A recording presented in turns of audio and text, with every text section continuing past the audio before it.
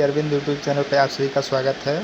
इस वीडियो में हम लोग बात करने वाले हैं यूपी टीजीटी और पीजीटी के रिगार्डिंग, जो कि नोटिफिकेशन आया है। तो इसकी तैयारी आपको कैसे करनी है, उसमें नंबर ऑफ़ पोस्ट कितनी है और जितने भी इम्पॉर्टेंट टॉपिक्स हैं इसके रिलेटेड में सबकी बात डिटेल में हम इस वीडियो में करने वाले हैं।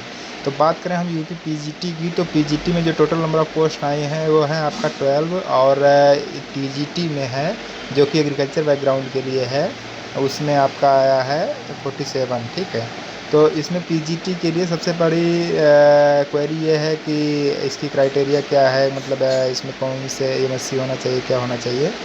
तो आप क्लियरली ये जान लीजिए कि जैसे पीजीटी का जो जितने लोग उसकी पीजीटी का करने जा रहे हैं उसके लिए आपको एमएससी और बीएससी दोनों होना चाहिए और दोनों कंप्लीट होना चाहिए। ये नहीं कि आप अपीयरिंग में है तो भी डाल सकते हैं। ठीक है, तो आपका बीएससी एजी प्लस एमएससी एजी दोनों रहेगा, तभी आप पीजीटी के लिए एलिजिबल होंगे। और इसके साथ ही टीजीटी में भी ये है कि आप बीएससी प्लस बीएड कंप्लीट होना चाहिए। ये नहीं है कि आप अपीयरिंग में हैं तो भी आप अप्लाई कर देंगे। ठीक है, क्योंकि कोई फ़ायदा नहीं है। अगर आपका बीएड कंप्लीट है तभी आप इसके लिए एलिजिबल हैं। ठीक है, अब बात करें ऑनलाइन रजिस्ट्रेशन जो स्टार्ट होना है वो आपका 9 तारीख से स्टार्ट हो जाएगा, 9/6/2022 से, और लास्ट डेट आपका 3/7/2022 तक है। आवेदन शुल्क ईडब्ल्यूएस कैटेगरी के लिए 650, जनरल कैटेगरी के लिए 750, ओबीसी कैटेगरी के लिए 750 है। ठीक है, और इसमें रिटन एग्ज़ाम का जो वेटेज होगा वो 45% होगा। ठीक है, और इंटरव्यू का वेटेज 10% होगा। और अदर स्पेशल डॉक्यूमेंट्स हैं जैसे आपका डॉक्टरेट हो गया, एमएड हो गया, बीएड हो गया, इन सभी के लिए आपको 5% का और अतिरिक्त लाभ मिलेगा। ठीक है, वेटेज मिलेगा। तो आपका जो मेन वेटेज है वो 85% आपका जो रिटन एग्ज़ाम होगा, 10% इंटरव्यू का वेटेज होगा। और अगर आपके पास बीएड वगैरह की डिग्री है उसको लगाते हैं तो आपको और ज़्यादा वेटेज मिल जाएगा। ठीक है, और रिटन एग्ज़ाम जो होता है वो आपका 425 मार्क्स का होता है, जिसमें कि 125 क्वेश्चंस आते हैं और एक जो सिंगल क्वेश्चन होता है वो 3.4 मार्क्स का रहता है। ठीक है, तो ये सब पीजीटी का हम बता रहे हैं। और इसमें इंटरव्यू जो होता है वो आपका 50 मार्क का होता है और अदर डिग्री के लिए आपको 25 मार्क मिल जाते हैं। 25 मार्क्स में जो भी आपको मिल जाए। ठीक है, तो ये आपका प्रोसेस है। और इसमें जो मेनली आपका 125 क्वेश्चंस रहेगा वो पूरा एग्रीकल्चर बेस्ड पे रहेगा। और इसमें जो एग्रीकल्चर का सिलेबस रहने वाला है उसमें मेनली मैंने जो प्रीवियस ईयर का पेपर देखा उसमें क्या क्या आया था उस हिसाब से मैंने इसमें लिखा है। जैसे इसमें प्लांट पैथोलॉजी से क्वेश्चंस आए थे, बायोलॉजी में सेल बायोलॉजी हो गया, और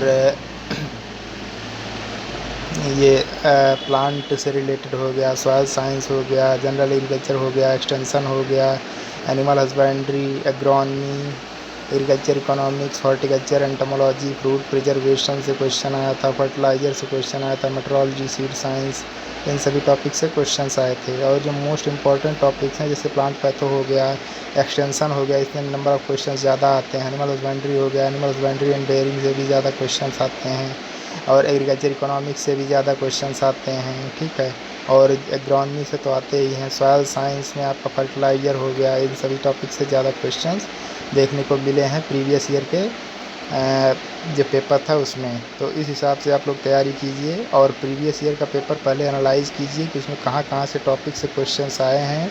और बात करें अगर इस एग्ज़ाम को टारगेट करने के लिए आपके बुक्स कौन कौन सी होनी चाहिए, तो सबसे जो ज़रूरी बुक्स हैं उसमें कुछ फंडामेंटल्स ऑफ एग्रीकल्चर, ये आपका अरुण कात्यायन का दोनों वॉल्यूम आप पढ़ लीजिए तो इससे मैक्सिमम चीज़ें कवर हो जाएंगी।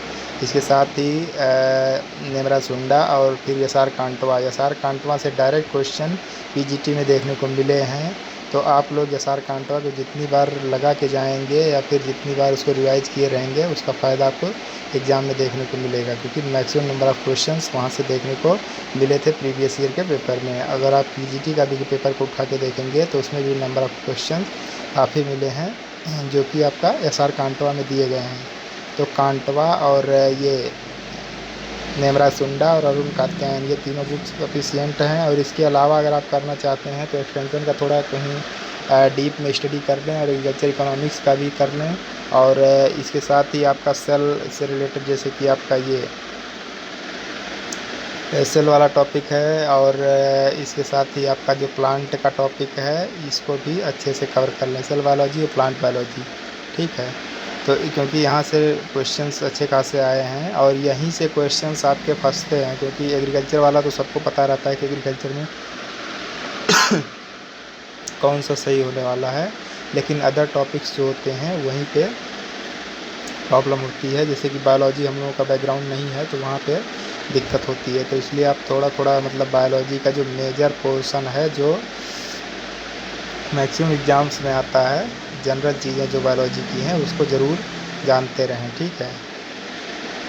जैसे कि राइबोसोम क्या है, माइटोकॉन्ड्रिया क्या है, और ये सब क्वेश्चन, लाइसोसोम का क्या यूज होता है, ये सब जो है यहाँ से क्वेश्चन आया था। तो इन सबको आपको कवर करना है और ये आपका टारगेट होना चाहिए कि एटलीस्ट आपको 107 से 10 मतलब 114 क्वेश्चन इस एग्ज़ाम में सही करके आना है। लगभग 114 क्वेश्चन अगर आप सही करके आते हैं तभी आप अपने आप को सेफ जोन में रख सकते हैं पीजीटी के लिए, क्योंकि पिछली बार की कट ऑफ के कंपैरिजन में इस बार वैकेंसी भी कम है तो कट ऑफ हायर जाने के चांसेस हैं। तो कम से कम आप ये टारगेट बनाइए कि 107 से 114 क्वेश्चन 125 में आपको सही करने ही हैं, ठीक है।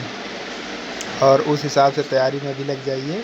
और ये जो ऑब्जेक्टिव बुक्स हैं इसको ज़्यादा से ज़्यादा जितनी बार रिवाइज़ कर पाएँ, जितनी बार लगा पाएँ उसको लगाते रहिए।